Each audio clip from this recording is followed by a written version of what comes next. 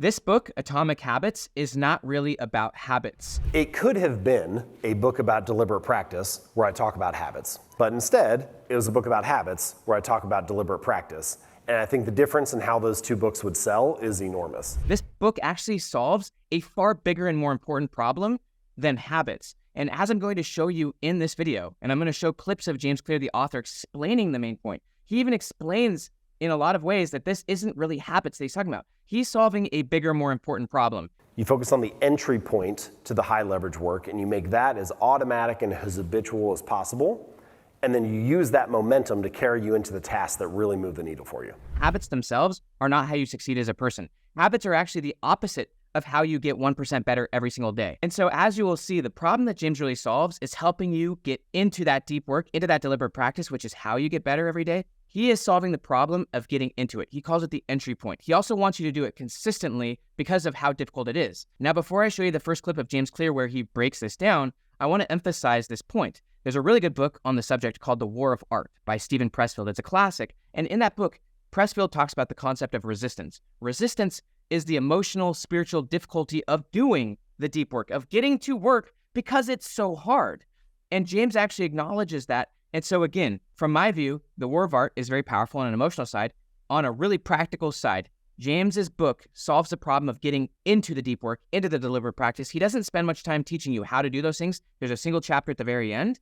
But deliberate practice, in my mind, is what he's really talking about. That's how you actually get better, not habits. And so his book solves the problem of getting into that deep work, into that deliberate practice, and then ultimately he leaves it to you on how to do it. So let me go ahead and share my screen. He's going to start with a story that emphasizes the key point. He then is going to explain that what he's talking about isn't really habits, it's something different, and he wants to help you get into that deep work and deliberate practice. This is a picture of Twyla Tharp, famous dance choreographer and instructor. She won a MacArthur Genius Grant. She's basically spent her whole career kind of touring Broadway and doing different original work.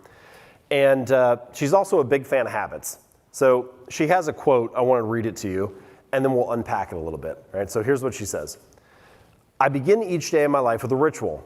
I wake up at 5:30 a.m., put on my workout clothes, my leg warmers, my sweatshirts, and my hat.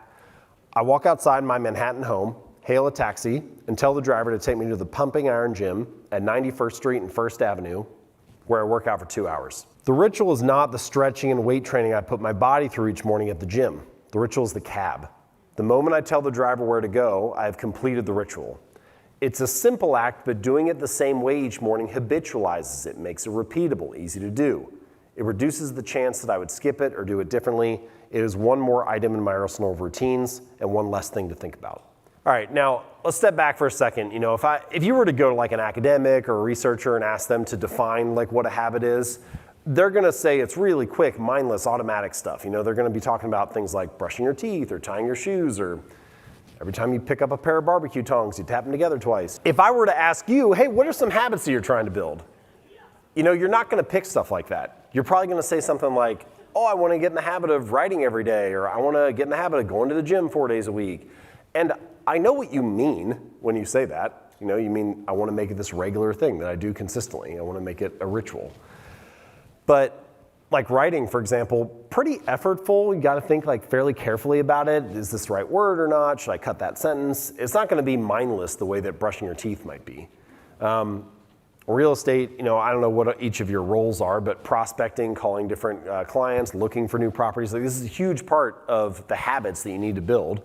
And I think Twyla Tharp can provide a key answer that really is crucial for tasks like that or for other habits that you're trying to build. If you were to think about the high leverage stuff in your role, if you did a classic 80-20 analysis, we're gonna list out everything that you do each day, and you gotta cut the bottom 80% of it.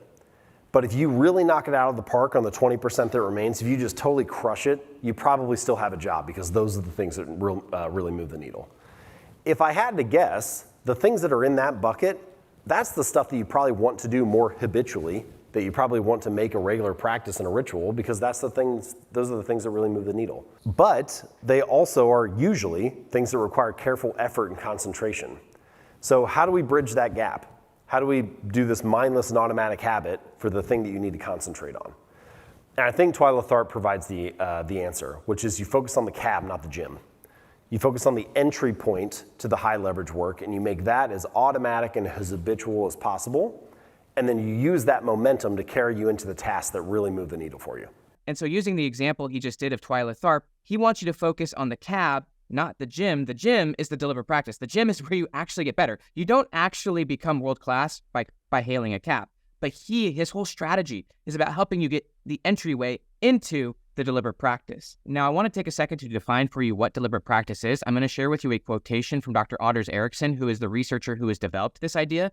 I then want to show you that James Clear himself grappled with this idea of, should I write a book on deliberate practice, which is what he's really wanting you to do. He's wanting you to entryway into deliberate practice. Ultimately, he decided to write a book on habits and the entryway into deliberate practice rather than writing a book on deliberate practice himself, because he ultimately decided that habits was a far more popular idea. And I will then show you that he himself applied deliberate practice on an insane level to write a book that sold millions of copies because that was his goal. And he is very goal-driven and strategic, and he applied extreme levels of deliberate practice to deliver for you a book that, in my mind, solves a very useful problem.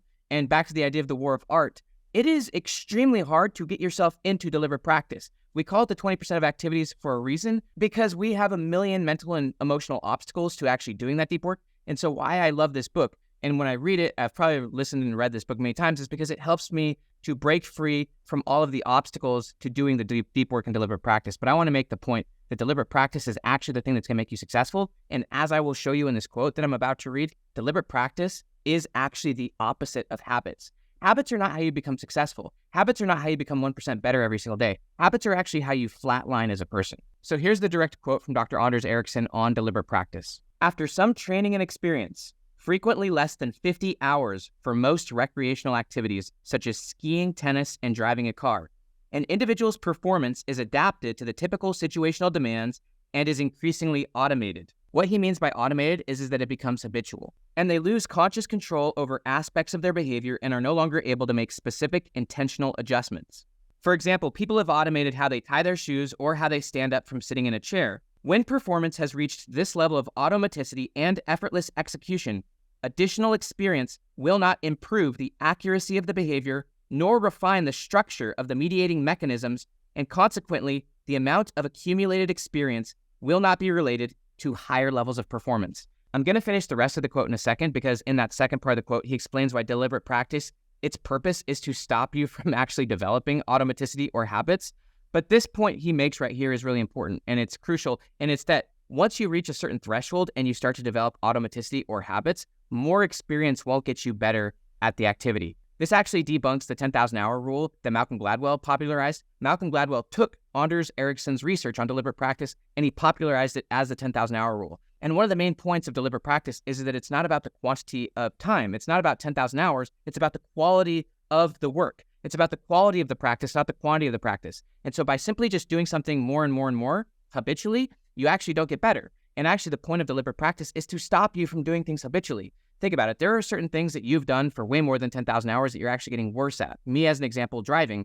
I've driven for tens of thousands of hours, but that accumulated experience is not making me an expert driver. In a lot of ways, more experience actually can make you worse at what you do, which is why deliberate practice is designed to stop you from doing things habitually. So here's the rest of Dr. Ericsson's quote. In direct contrast, aspiring experts continue to improve their performance as a function of more experience because it is coupled with deliberate practice. The key challenge for aspiring expert performers is to avoid the arrested development associated with automaticity. I'm going to repeat that point because it's that important. The key challenge for aspiring expert performers is to avoid the arrested development associated with automaticity.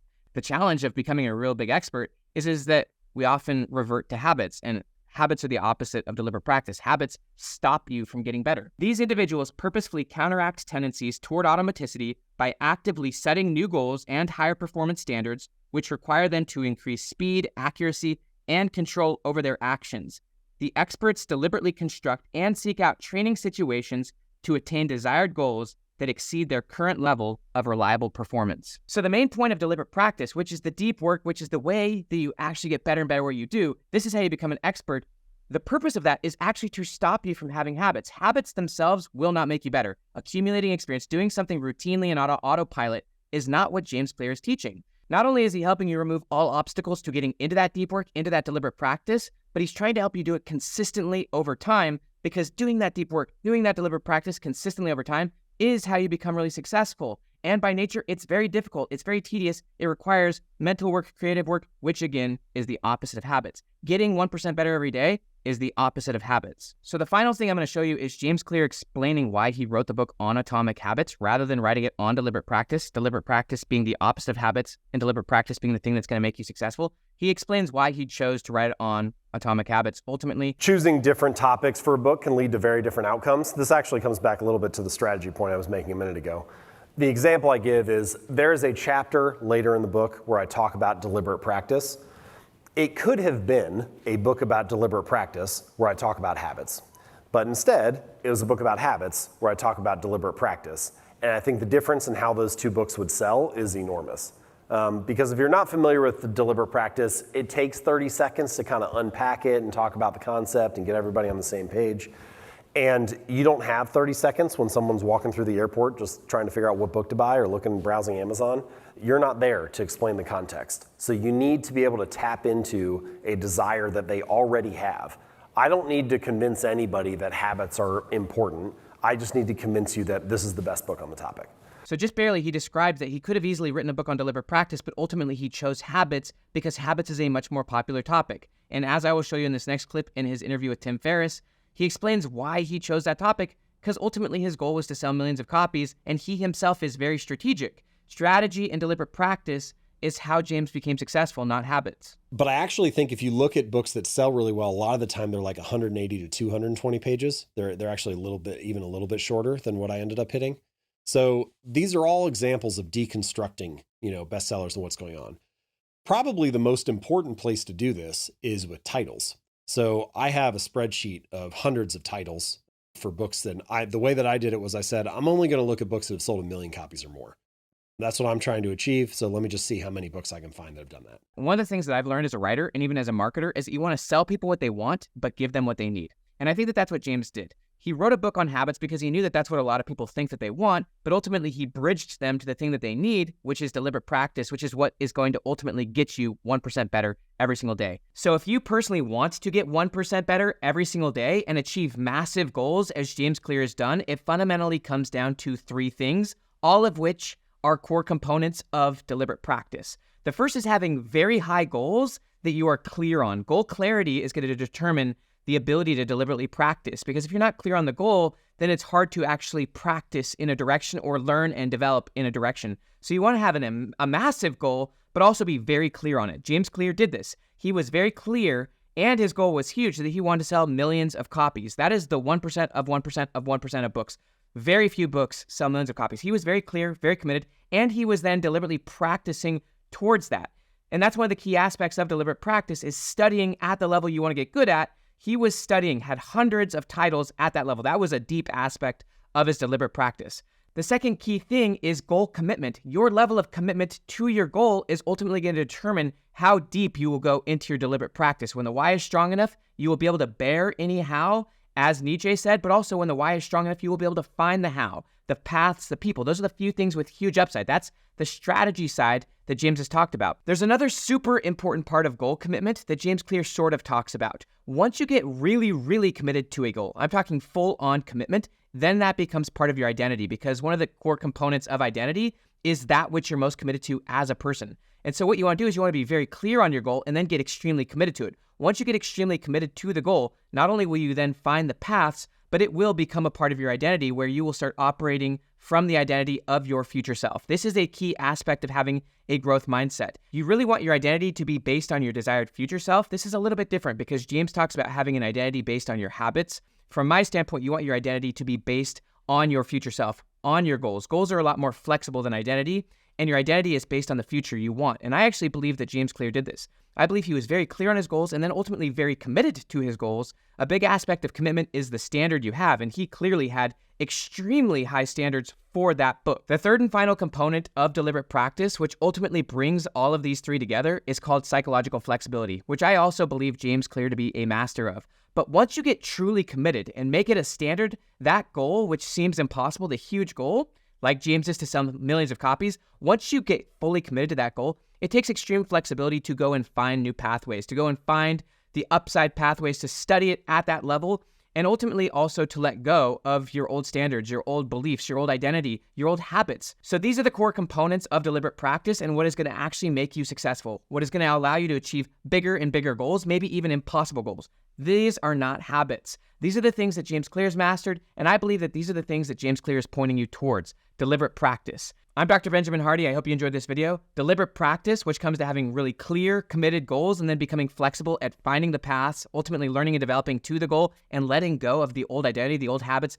anything that's holding you back. That's what's going to make you successful, not habits. Please like, please subscribe, and have an amazing day.